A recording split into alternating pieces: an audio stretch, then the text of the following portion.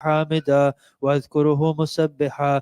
الحمد لله الذي لا يحتك حجابه ولا يغلق بابه ولا يرد السائل ولا يخيب آمله. الحمد لله الذي يؤمن الخائفين وينجي الصالحين ويرفع المستضعفين ويضع المستكبرين ويهلك ملوكا ويستخلف آخرين.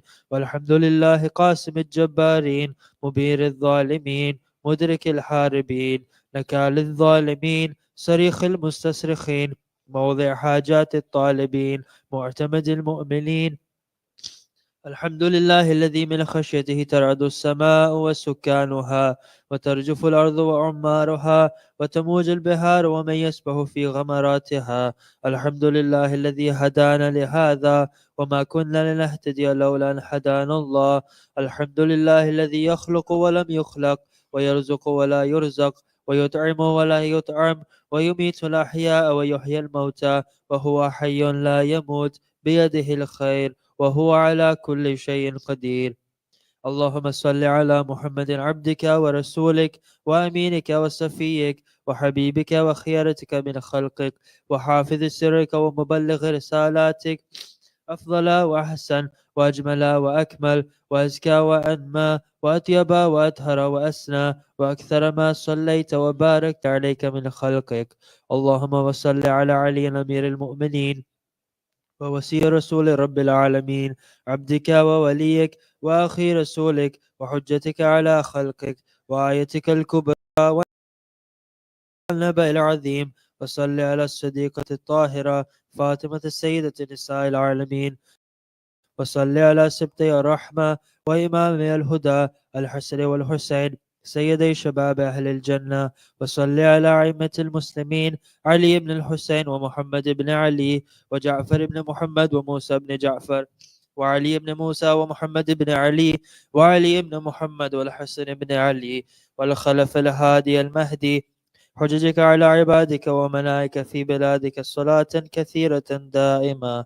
اللهم وصل على ولي أمرك القائم المؤمل والعدل المنتظر وحفه بملائكتك المقربين وأيده بروح القدس يا رب العالمين.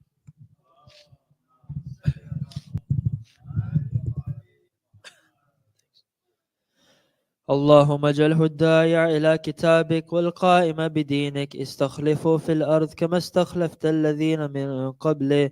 مكن له دينه الذي ارتديته له أبدله من بعد خوفه أمنا يعبدك لا يشرك بك شيئا. اللهم أعزه وأعزز به وانصره وانتصر به وانصره نصرا عزيزا وافتح له فتحا يسيرا واجعل له من لدنك سلطانا نسيرا. اللهم أظهر به دينك وسنة نبيك حتى لا يستخفي بشيء من الحق مخافة أحد من الخلق. اللهم إنا نرغب إليك في دولة كريمة تعز بها الإسلام وأهله وتذل بها النفاق وأهله وتجعلنا فيها من الدعاة إلى طاعتك والقادة إلى سبيلك وترزقنا بها كرامة الدنيا والآخرة. اللهم ما عرفتنا من الحق فحملنا وما قصرنا عنه فبلغنا.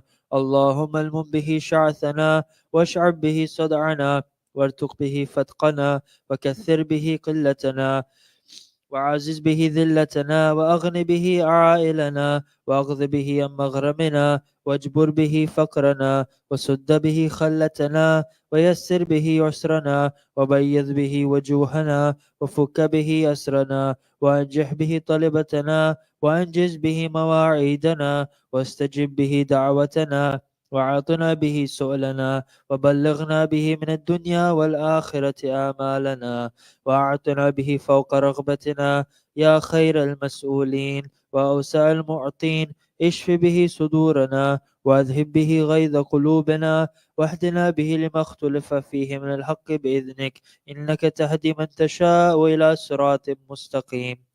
وانصرنا به على عدوك وعدونا إله الحق آمين.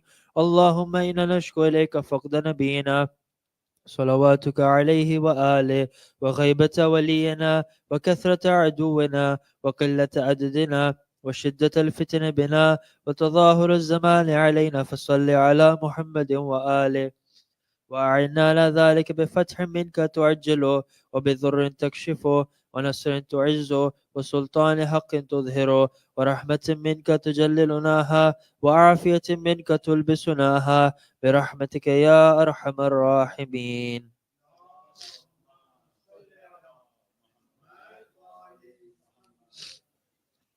اللهم صل على محمد وآل محمد. بسم الله الرحمن الرحيم.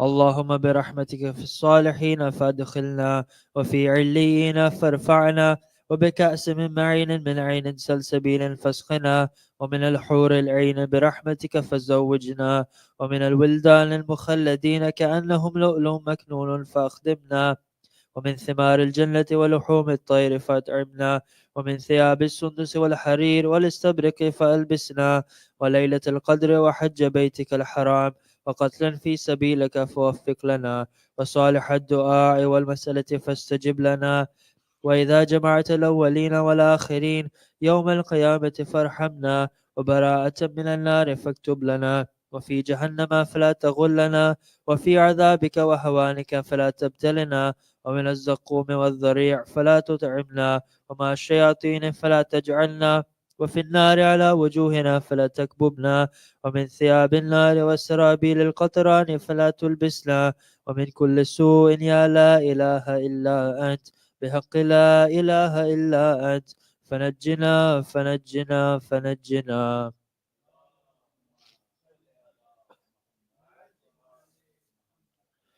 اللهم صل على محمد وآل محمد. بسم الله الرحمن الرحيم.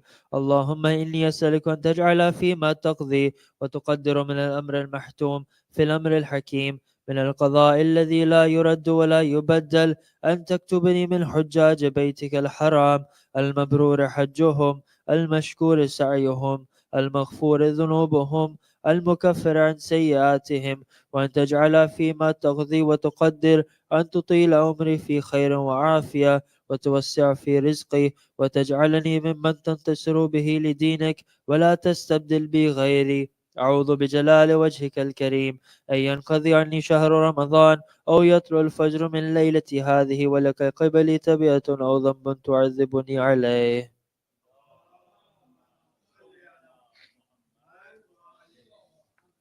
تحفة الصائمين page 142. اللهم صل على محمد وآل محمد. بسم الله الرحمن الرحيم.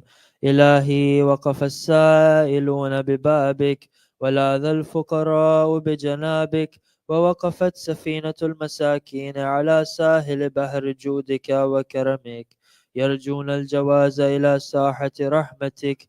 إلهي إن كنت لا تغفر في هذا الشهر الشريف إلا لمن أخلص لك في صيامه وقيامه، فمن للمذنب المقصر إذا غرق في بحر ذنوبه وآثامه. إلهي إن كنت لا ترحم إلا المطيعين، فمن للعاسين، وإن كنت لا تقبل إلا من العاملين، فمن للمقصرين.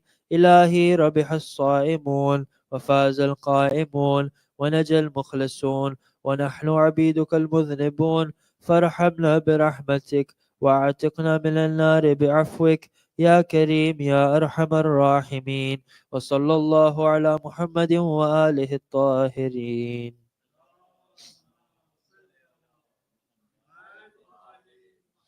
اللهم صل على محمد وآل محمد. بسم الله الرحمن الرحيم.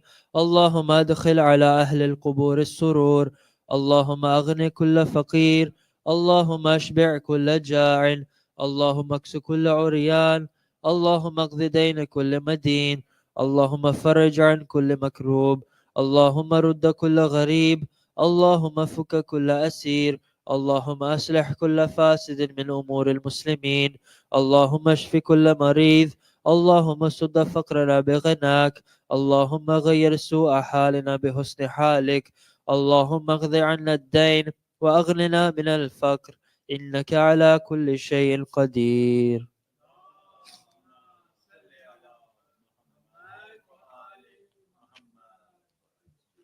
أعوذ بالله من الشيطان الرجيم. بسم الله الرحمن الرحيم. إن الله وملائكته يصلون على النبي يا أيها الذين آمنوا صلوا عليه وسلموا تسليما. اللہم صلی علی محمد و آل محمد وعجل فرجہم۔ مجلس شہادت جناب خدیجہ سلام اللہ علیہا ہے۔ مومنین جو باہر موجود ہیں ان سے گزارش ہے کہ مجلس عزا کا آغاز ہو جاتا ہے، اندر فرش عزا پہ تشریف لے آئیں۔ ماں کا جو سایہ فاطمہ کے سر سے اٹھ گیا، آرام چین اس کے مقدر سے اٹھ گیا، ماحول جو خوشی کا تھا وہ گھر سے اٹھ گیا، گویا قرار بیت پیمبر سے اٹھ گیا۔ ماں فاطمہ کو چاہنے والی جو مر گئی، صدمے اٹھا اٹھا کے خدیجہ گزر گئی۔ فیصل بھائی سے گزارش ہے کہ بارگاہ رسول خدا صلی اللہ علیہ وآلہ وسلم میں ہدیہ سلام پیش کریں۔ برائے خوشنودی مولا مشکل کشا بلند ترین صلوات۔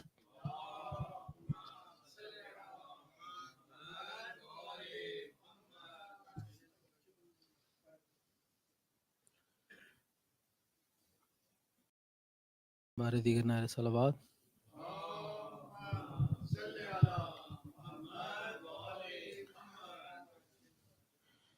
ایک سلام سے چند اشعار پیش کر رہا ہوں، بارے دیگر نعرے صلوات۔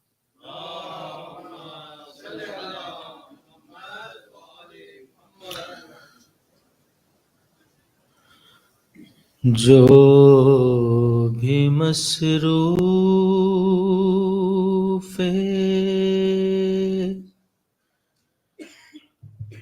سلام شہداء رہے،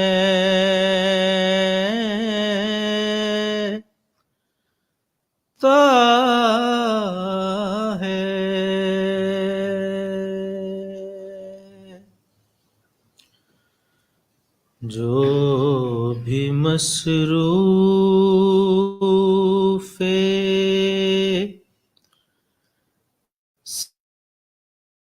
سلام شہداء رہے،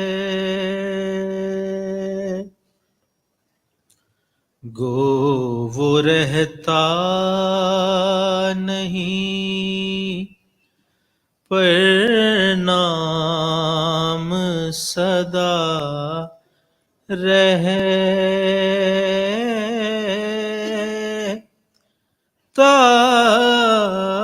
ہے، گو وہ رہتا نہیں پر نام صدا رہتا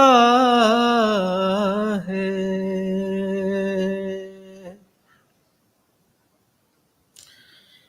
یہ ہے شرمندگی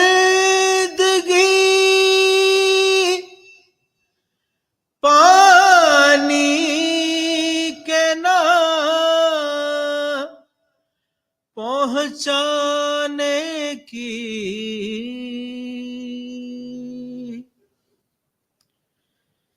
یہ ہے شرمندگی پانی کے نہ پہنچانے کی،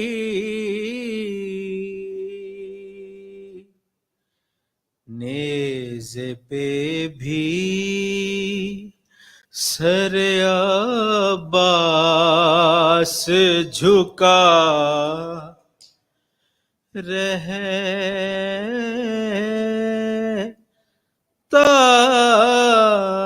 ہے،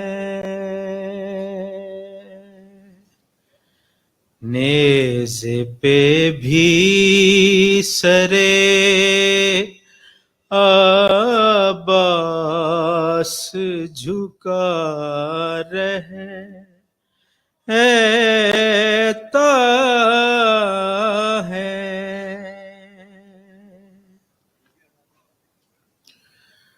شمر کہتا یہی ماں ہے علی اکبر کی،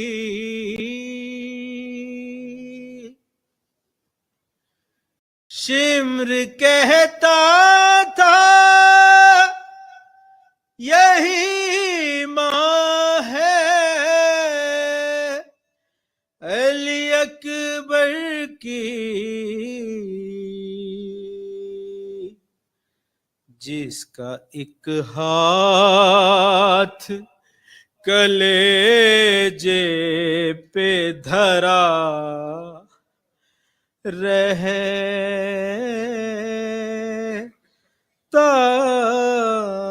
ہے،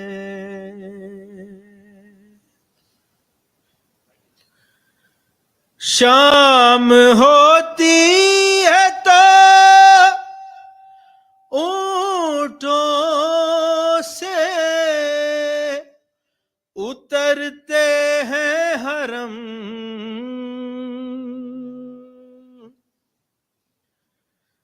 شام ہوتی ہے تو اونٹوں سے اترتے ہیں حرم،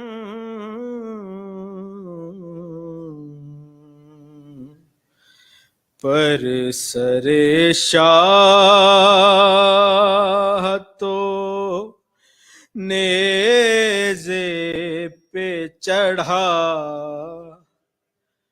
رہتا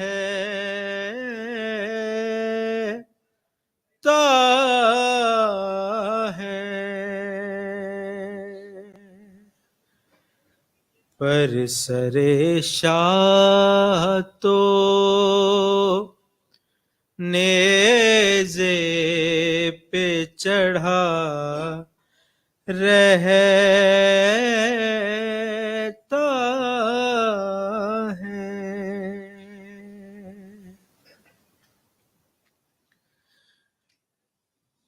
رو کے یہ ہند کی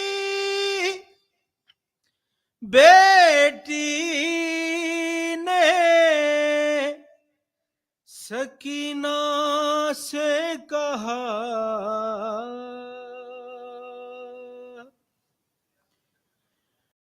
رو کے یہ ہند کی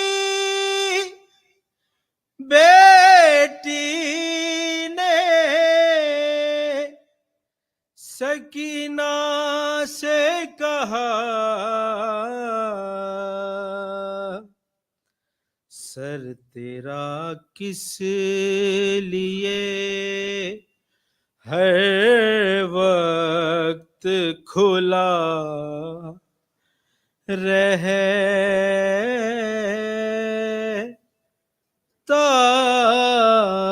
ہے، سر تیرا کس لیے اے بی بی کھلا رہتا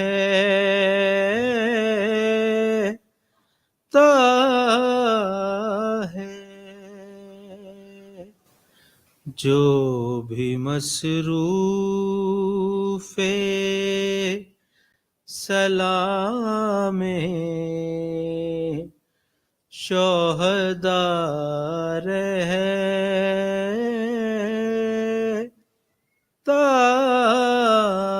ہے، گو وہ رہتا نہیں پر نام صدا رہتا ہے، بر محمد و آل محمد صلی اللہ علیہ وسلم۔ اللہم صلی علی محمد و آل محمد وعجل فرجہم۔ مومنین، جس گھر سے ماں کر رخصت ہونا ہو وہ گھر جنت نہیں رہتا۔ اب بی بی سیدہ کا حال سنیے کہ والدہ کے گزر جانے کے بعد حال غم کیا ہے۔ ہونے لگی نڈھال جو غم سے وہ دل ملول، ہونے لگی نڈھال جو غم سے وہ دل ملول، ہاتھ اس کے سر پہ پھیر کے کہنے لگے رسول منجا صدمہ عظیم پہ آنسو بہانے ہیں، دنیا میں تم کو اور بہت غم اٹھانے ہیں۔ علی شایان بھائی سے گزارش کریں گے کہ بارگاہ معصومین میں بارگاہ جناب سید السلام علیہ میں مرثیہ پیش کریں برائے خوشنودی 14 معصومین بلند ترین صلوات۔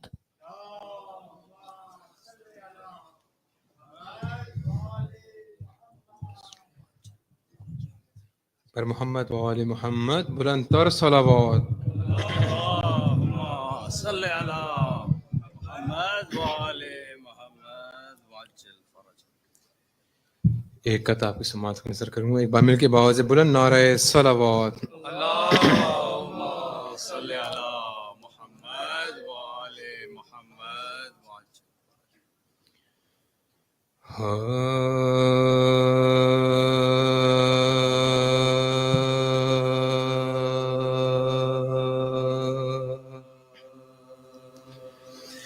سب سے پہلے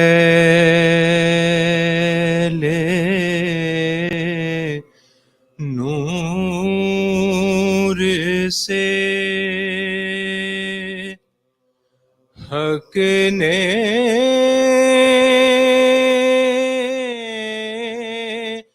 بنائے پنجے تن،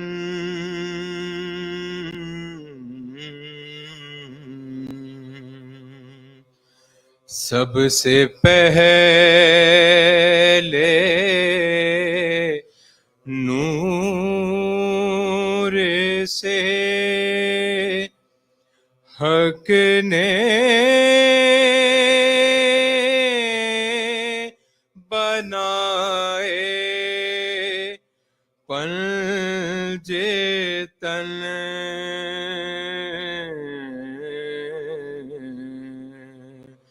اور پھر زمین پر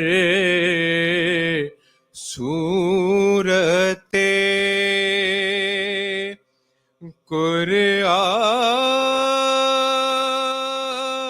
قرآن آئے پنجے تن،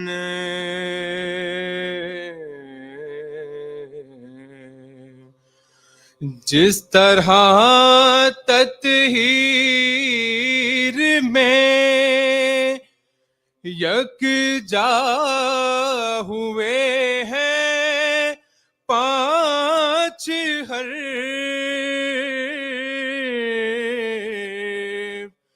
جس طرح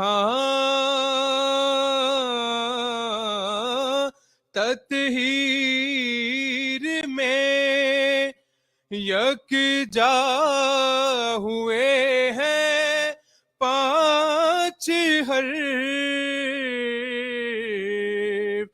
اس طرح ذات محمد میں سمائے پنجے تن، سب سے پہلے نور سے۔ سورہ فاتحہ۔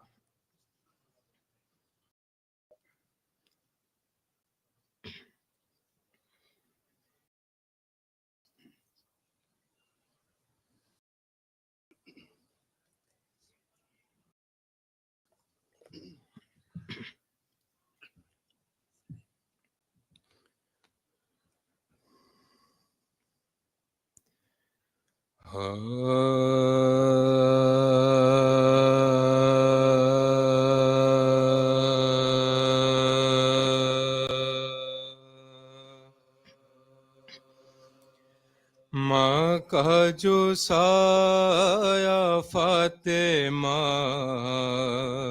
کے سر سے اٹھ گیا، ماں کا جو سایہ فاطمہ کے سر سے اٹھ گیا، آرام چین اس کے مقدر سے اٹھ، ماحول جو خوشی کا تھا وہ گھر سے اٹھ ارے گویا قرار بیت پیغمبر سے اٹھ گویا قرار بیت پیغمبر سے ماں فاطمہ کو چاہنے والی جو مرے صدمے اٹھا کے ختیجہ گزر صدمے اٹھا کے ختیجہ گزر تھی عمر فاطمہ کے بہت کم بہت تھی سن 4 سال کا تھا کہ ٹوٹا یہ کوئے کہتی تھی اپنے باپ سے رو کر یہ دام ارے کہیے بچھڑ کے اماں سے کیسے جیے صبر و قرار سے ہمیں محروم کرے زندہ رہیں گے کیسے کہ ارے اماں تو مر گئے زندہ رہیں گے کیسے کہ اماں تو ہونے لگی نڈھال جو غم سے وہ دل ہاتھ اس کے سر پہ پھیر کے کہنے لگے من جانب خدا ہے یہ صدمہ کرو اس غم پہ صبر کرنا بے اس غم کا ہے اس غم پہ صبر کرنا بے اس ہر صدمہ عظیم پہ آنسو بہانے دنیا میں تم کو اور بہت غم اٹھا دنیا میں تم کو اور بہت غم ارے تم کو خبر نہیں ہے کہ کم سن ہو تم ارے کیسے بغیر ماں کے گزرتی ہے زندگی ہم درد و غم گزار بھی ہوتا نہیں ہر موڑ پر ستاتی ہے رہ کے بے جب زندگی میں رنجو عالم یاد آتے ہر ایک قدم پر ماں کے کرم یاد آتے ہر ایک قدم پر ماں کے کرم آخری بار طے ہو چکا جو غسل و کفن کا بھی مر ارے تیاری ہو گیا جو جنازہ خطے بیٹی نے ماں کا آخری دیدار کر زہرا کا غم رسول سے فرتے علم سے زہرا کی حالت بچھڑ اس کم سنی میں ماں سے یہ بچے بچھڑ اس کم سنی میں ماں سے یہ بچے بچھڑ माँ का जो साया फातिमा। जज़ाकल्लाह। थी उम्र फातिमा की बहुत कम, बहुत ही कम। सिन 4 साल का था कि टूटा ये कोहे का आम। कहती थी अपने बाप से रोकर ये दम बदम, कहिए बिछड़ के अम्मा से कैसे जिएंगे हम। सब्र करार से हमें महरूम कर गई, जिंदा रहेंगे कैसे के अम्मा तो मर गई। Now I have a request to Hujjatul Islam wal Muslimin, Maulana Sheikh Zaid Al Salami Sahib, to address from the Majlis-e-Shahadat Bibi Khadija Salamullah alaiha. बराए खुशनूदी मौला मुश्किल कुशा बुलंद तरीन सलावत।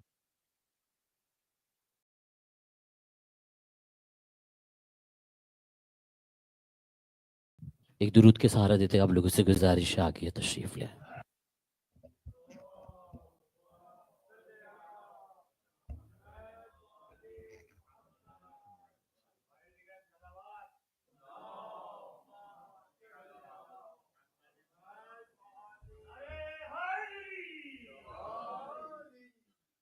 أعوذ بالله من الشيطان الرجيم. بسم الله الرحمن الرحيم. الحمد لله رب العالمين، وأفضل الصلوات وأتم التسليم على سيدنا ونبينا وحبيب قلوبنا وطبيب نفوسنا وشفيع ذنوبنا أبي القاسم محمد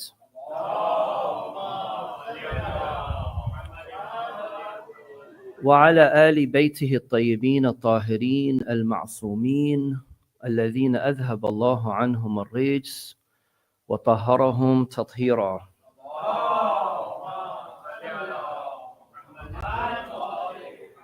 تقبل الله أعمالنا وأعمالكم. May Allah subhanahu wa ta'ala accept your fasting and your a'mal in this holy month.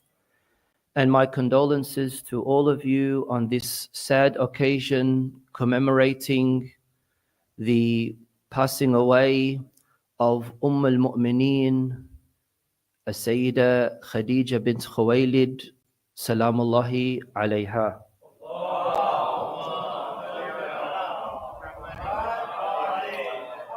One of the things that we have to be very thankful for as Muslims is what it is that our religion has given us, a level of honor and dignity that cannot be compared with by any other civilization or religion. Our religion, Islam, gave the status of a human being such that no other religion can see. Islam gave honor to the insan. لَقَدْ كَرَّمْنَا بَنِي آدَمَ.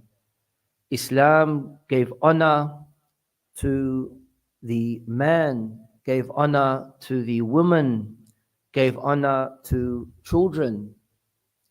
One of the things that we can see in today's modern society, which is always directed against Muslims and Islam, is the accusation that Muslims treat women as second-class citizens, that Islam does not give any valuable status to the female. One of the reasons for this accusation is that women in Islam have certain requirements that are different to a man, especially in the area of the dress code.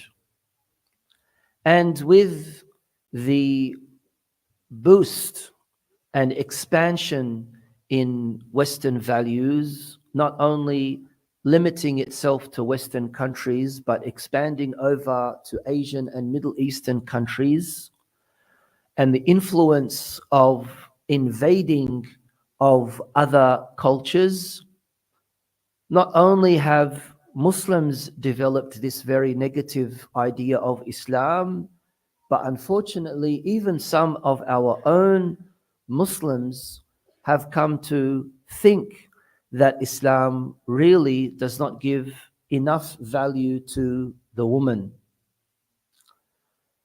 We can see that from the 1940s and 1950s and onwards, with the rise of feminism and the industrial revolution and opening up of borders and territories, the level of leniency and flexibility as far as how women evolved into being in Western society in particular, being someone who is subjugated, oppressed, and having no value and no consideration to one who wishes to become equal to the man.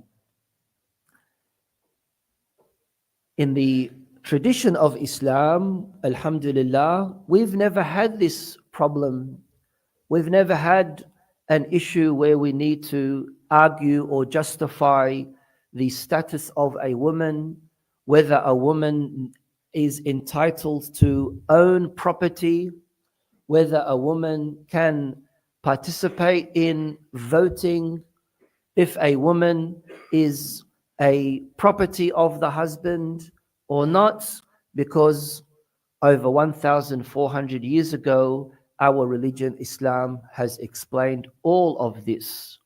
We know of the verses that speak about women coming and doing bay'ah to Rasulullah sallallahu alayhi wa alihi,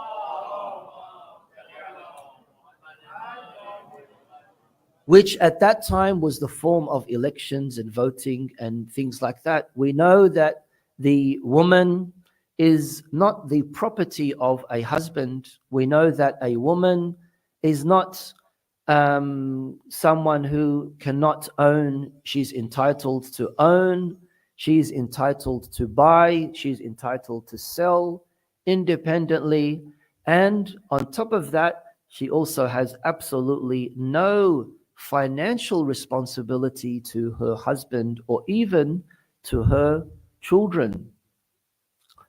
Unfortunately, the image that is being portrayed of a Muslim woman, just because of how she chooses to dress, has become so distorted that it has made some of our own Muslim women insecure.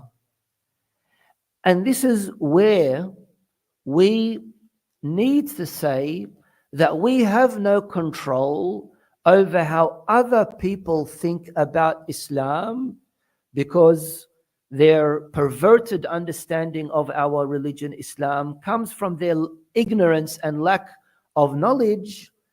But we do have a responsibility and a duty to remind ourselves, and especially to remind our respected sisters, women in Islam, what our religion has given women as far as value and honor and dignity and rights. And a perfect time for this is when we remember one of the pillars of our religion, who was a female. If you claim that Islam does not give value to women, why is it that there are so many female personalities that were at the forefront of our religion, Islam? Can you see the same thing in Judaism? Can you see the same thing in Christianity? Can you see the same thing in other religions? Yes, we do not allow ourselves as a community to objectify a woman in her becoming a source of pleasure of the eyes of other men. We don't accept to sexualize anyone in public, because the public is for everyone else. Islam as a religion promotes sexuality such that it has said, "Az-zawaj nusf-ad-din," that marriage is half of religion. And this, again, comparing to other religions where they say, if you want to be spiritual, don't get married. Islam says, if you want to be spiritual, get married. This is where we can see that our religion, Islam, has really dignified the status of women, and most importantly, does not succumb itself to the changes that happen in society, whatever situation it may be. Because whether we accept or not, the nature of a man 3,000 years ago is exactly the same as the nature of a man today. What people thought of in their thought process decades and centuries ago is exactly how we are today as human beings. Yes, there's a difference in technology, there's a difference in what it is that we can see in society, but the insan, the human being, is exactly the same. And with Islam, it being the eternal religion, it being the last of religions, it needs to make sure that it had catered to absolutely every requirement needed by a human being for the success of society. And that's why in the Holy Quran, in so many different places, it speaks about the male and the female. We have created you as a male and a female. And another verse says, وَلَيْسَ الذَّكَرُ كَالْأُنْثَى. A male is not similar to a female. My brothers and sisters, until 10, 15 years ago, this statement would be accepted, and it would never be objected or questioned. But in today's society, one of the most challenging questions that is debated on, which is very, very dangerous, because if you have an official position in a government, you could lose it if someone was to direct a question at you and ask you, how many genders are there? And if you were to say, as is what happened in a parliament member in one of our states, when the question was directed at her, how many genders are there? And she said male and female. She became so destroyed in media, she had to be removed from her position. In the case of early Islam, and the examples that we can give of how many people were at the forefront of our religion, this really makes us reflect on the position Islam, the value Islam has given to the female. Yes, we must accept, we must acknowledge that when it comes to the way that our communities have spoken about women or have treated women, improvement needs to be made. Unfortunately, in some of our cultural practices, we shun women away, and this could end in a negative result where the female, especially when she compares how she is treated to how the shallow, very superficial, meaningless Western slogans are being used in her favor, if she doesn't have that strong foundation, if she doesn't have that strong aqidah in her religion, Islam, she will start to also object to what it is that our Islam, our religion mandates for us. I would like, after this introduction of reminding ourselves of how we need to be thankful of our religion and the Islam that we believe in is such that it caters to every single person in society based on their position and their role in how they function in a family, in a community. We need to look back and see how the likes of a Sayyidah Khadija can be used as a role model for all of us, male and also female.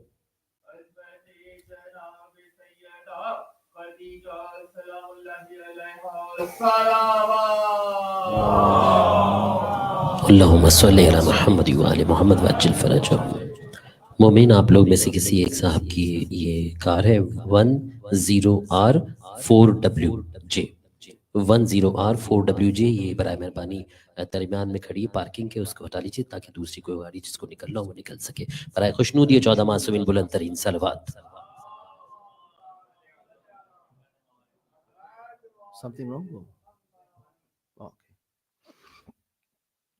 In regards to Sayyidah Khadija, alhamdulillah, all of you know who she is, but I would just like to refresh our memory. One of the things that is very interesting for us to remember is before Islam, the nickname that was given to Sayyidah Khadija during the Jahiliyyah period was Al-Tahira, because of how pure and chaste she was. She was the first person to accept Islam. She was the first female to pray behind Rasulullah sallallahu alayhi wa alihi, along with Imam Ali alayhi salam.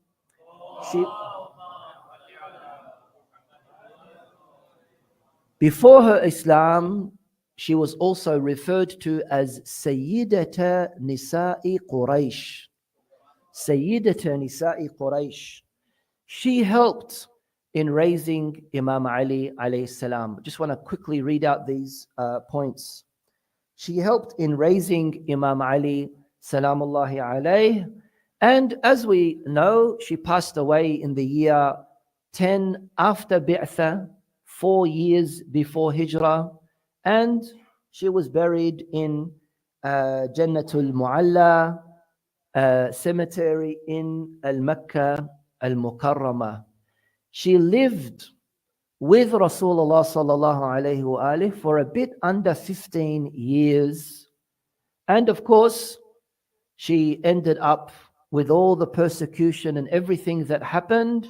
She ended up passing away in Shab-e Talib. And that year that she passed away, along with the passing away of Abu Talib alayhi salam, the Holy Prophet referred to that year as Amul Huzn, the year of grief.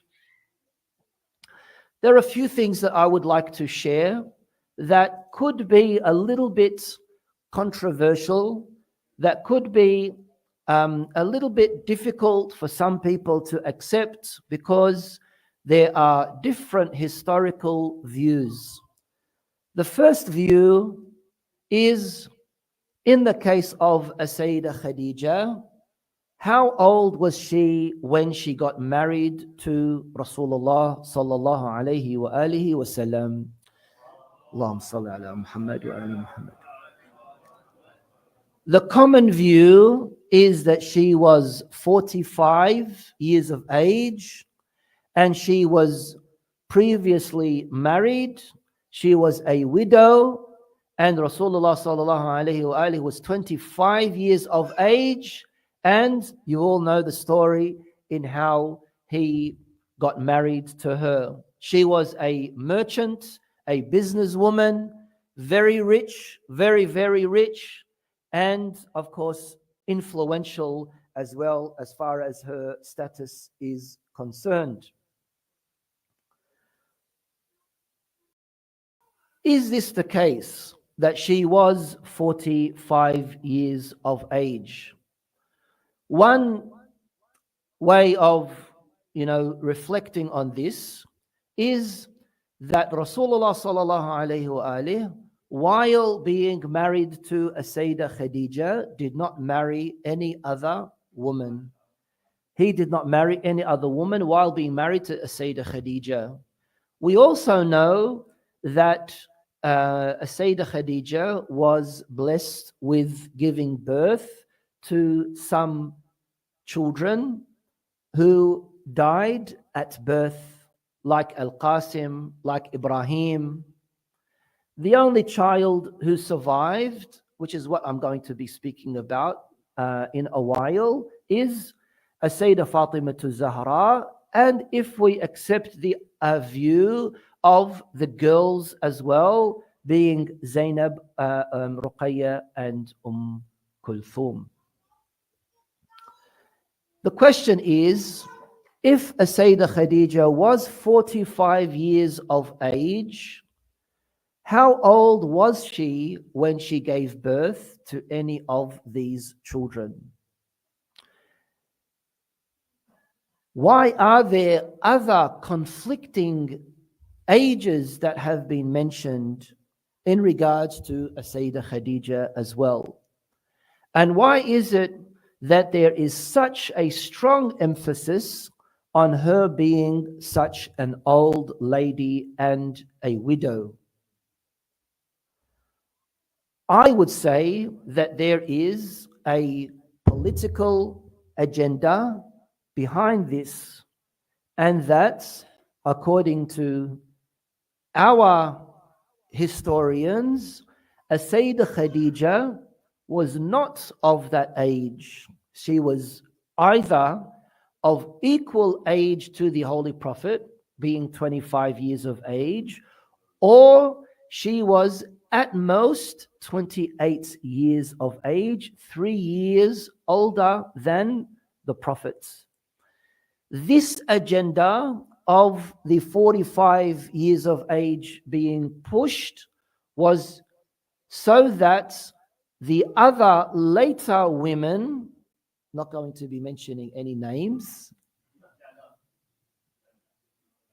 wanted to show a level of favoritism that she was the only young virgin girl being proposed to and married by the Holy Prophet sallallahu alaihi wasallam. Of course, I'm not going to speak about that in detail, but we need to bear in mind that our Shia ulama do not accept the view that he married her at the age of 6 and, of course, had the wedding at the age of 9, nor that she was someone who had not ever been married before, because in our view, she was at least at the age of 17 or 18 or more, and she had previously been married as well. But to portray her in such a way that she was the loved wife of the Holy Prophets, and she was better than the other woman because she was the only unmarried woman and she was the only youngest woman, kind of like gave her unique special status in comparison to others. And this is seen very much in the many narrations, in the many ahadith, where it speaks about that level of envy and jealousy that they had towards Sayyida Khadija, even though she was dead. Let me share with you an example.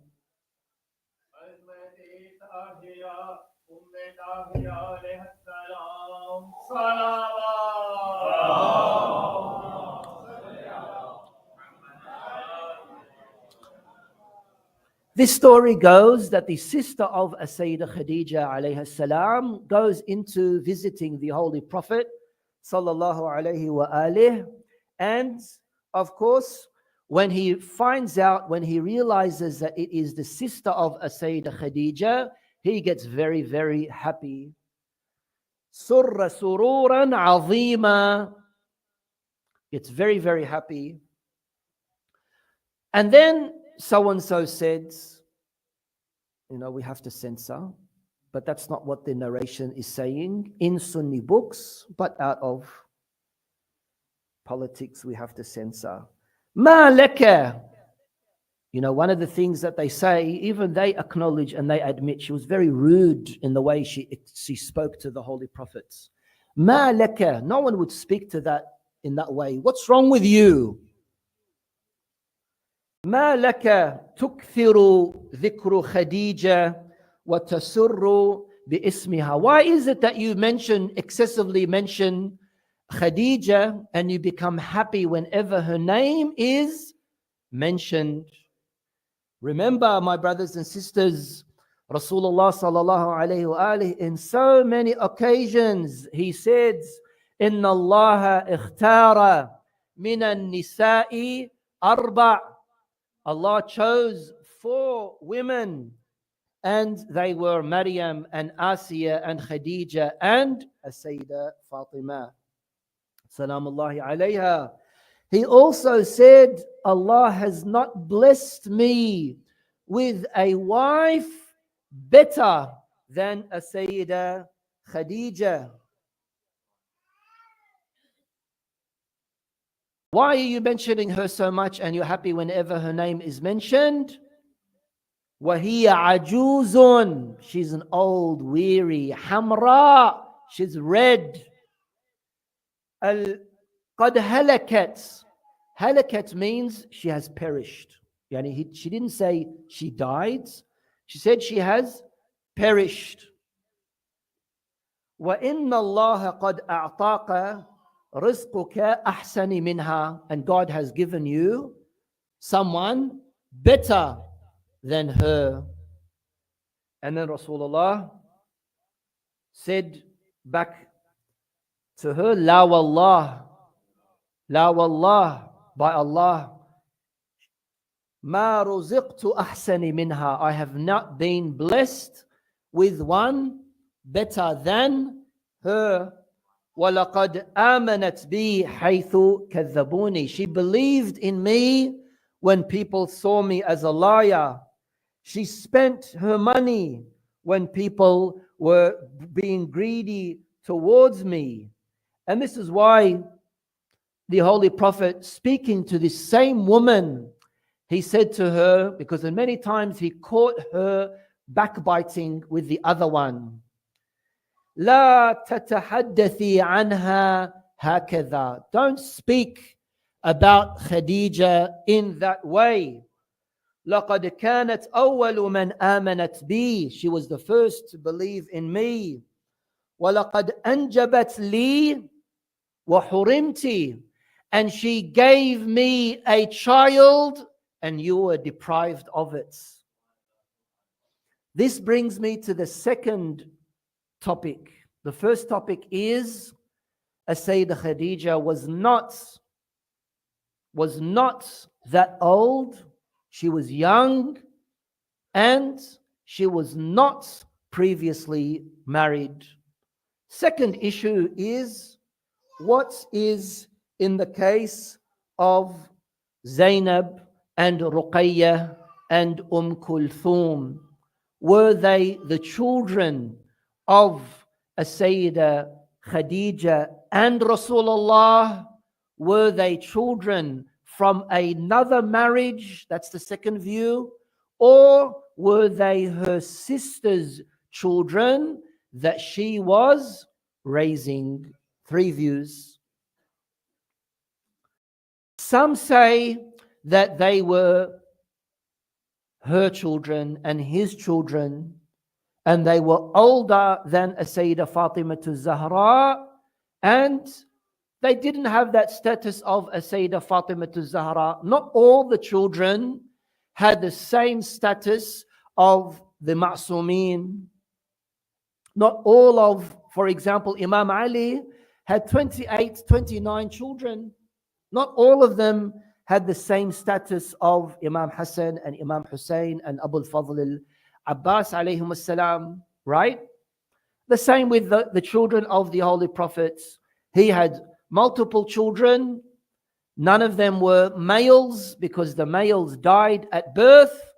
The females stayed alive, but as far as the offspring is concerned, it was only from Sayyida Fatima.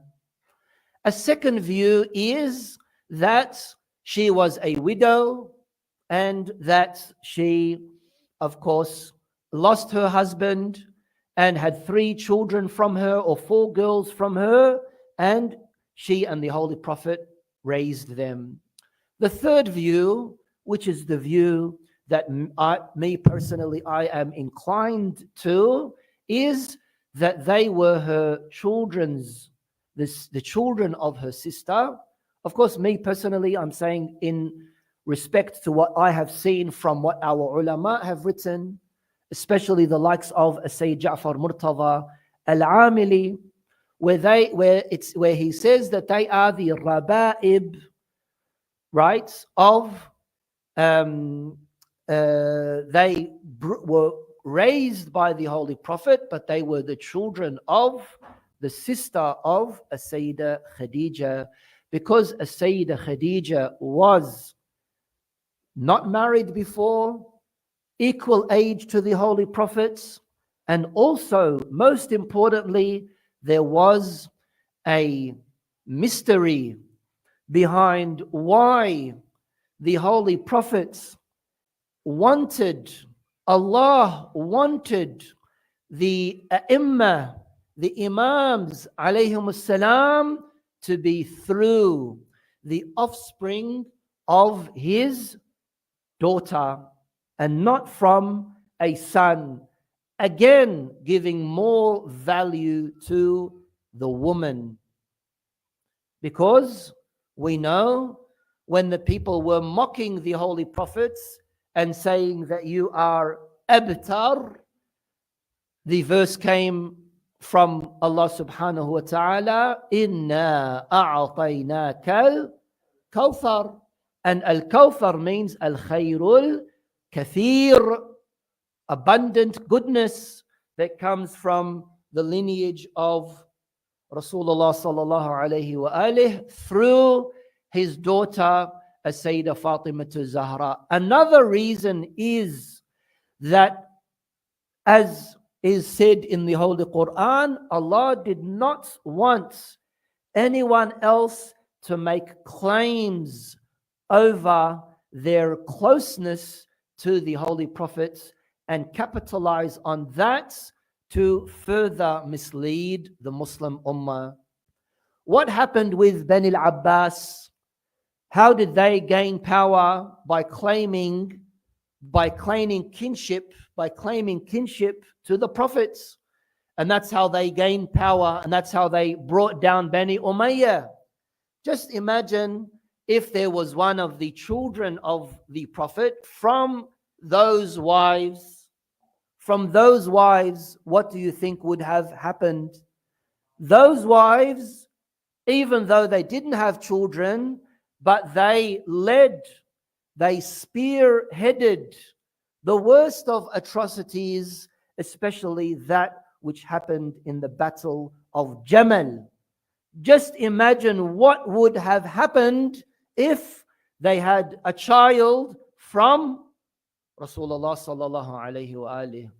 And this is where we really need to remember that Sayyida Khadija has a high, important, valuable status, even in the dua that we recite on Friday morning, dua al-nudba, where Sahib al-Asri wa Zaman, he says, Allahumma salli ala Muhammad wa ali Muhammad. وابن Khadija الغراء. Even Imam Hussein on the day of Ashura, when he was informing the people of his status, he said, Unshidukum Allah hal ta'lamun. I remind you, do you not know that my grandmother, An-Najaddati Khadija bint Khuwaylid, that my grandmother is Khadija bint Khuwaylid, أول نساء هذه الأمة إسلاما. Now, of course, in the case of these issues, we can see that there were many events that occurred after this that really upset the Holy Prophets. And this is why the Holy Prophet ﷺ has said, مَا أُوذِيَ نَبِيٌّ مِثْلَ مَا أُوذِيتْ. No prophet has endured that harm and hurtfulness to the extent of how much I have been hurt and harmed. By who? By the Muslims themselves. As-Sayyidah Khadija, on her deathbed, she, of course, had... Before this, I would like to mention another story, and that is that there was an agreement that happened between As-Sayyidah Khadija and Asiya. As-Sayyidah Khadija and the case of in the case of Asiya. And in this particular case, we can see that how is it that Sayyidah Khadija had asked her, in the time of when my daughter is getting married, I would like you to be in this particular place. And this is where we can see of how beautiful it is in respect to Rasulullah sallallahu alayhi wa alihi. Allahumma salli ala Muhammad wa ali Muhammad.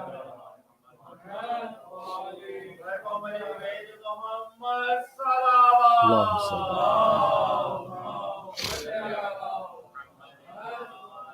It's a very interesting story, but I would like to mention this particular case of when she fell sick. There were requests that she had made to the Holy Prophets.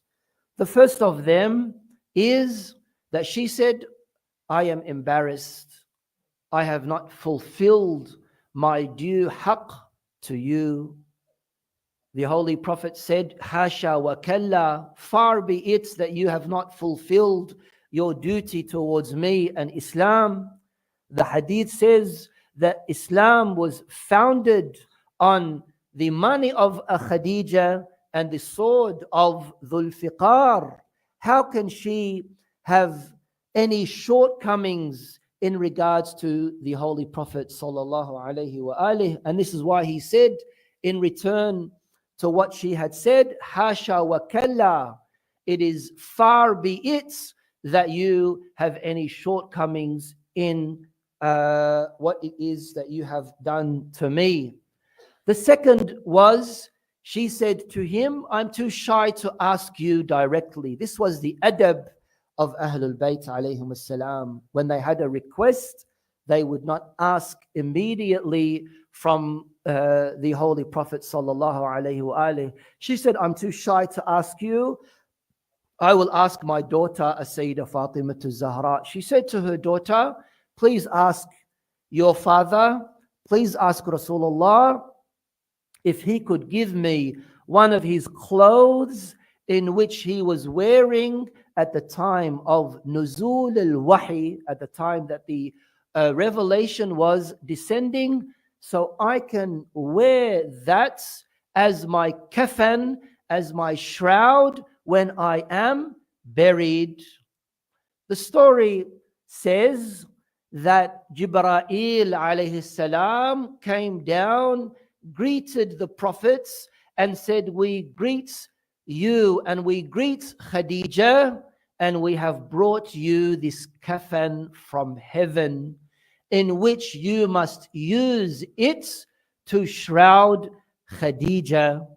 This was, of course, another of the miracles and merits and virtues of Sayyida Khadija.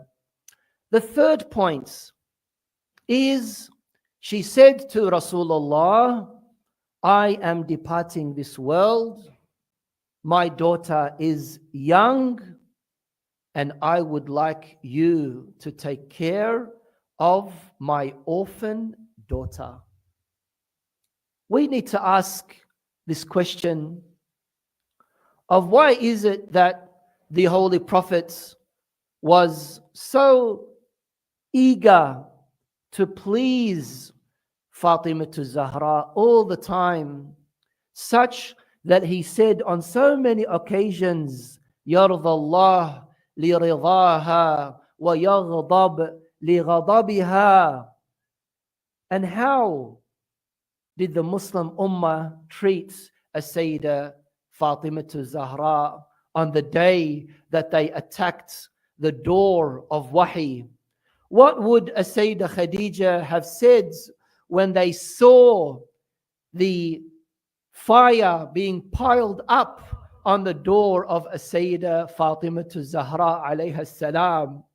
If Sayyida Khadija is asking Rasulullah to take care of our daughter, and Rasulullah is not there to see what had happened on the day when those cursed people attacked Al-Fatima Zahra, squeezing the door when she was there between the door and the wall, the nail piercing into her shoulder, Muhsin miscarriaging, having that miscarriage at that time. Sayyida Khadija, if you were there on that day, what would you have said? What would you have said when she screamed out to Filfa, oh Filfa, help me? What would you have said when you saw Amir al-Mu'mineen sitting on the corner when he was doing the washing of Sayyida Fatima? They came to Imam Ali and they said to him, Ya Amir al-Mu'mineen, ata'muruna bis-sabri wa tajza'un. You are asking us to be patient, but you have lost patience. Imam Ali said, Inna sabra la jameel. Patience is beautiful. ولكن رأيت ضلعا من أضلاعها مكسورة. I saw one of the ribs of Sayyida Fatima broken. Alhamdulillah, Sayyida Khadija had a kafan to be buried with. That kafan was given to her by Jibreel. Ya Sayyida Khadija, what would you have said if you saw Hussein on the day of Karbala in Ashura for 3 days without kafan or without washing? Ala la'natullahi ala al-qawm al-zalimun.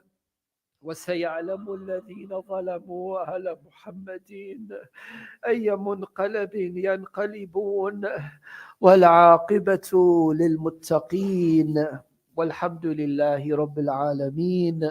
يا حسين، يا حسين،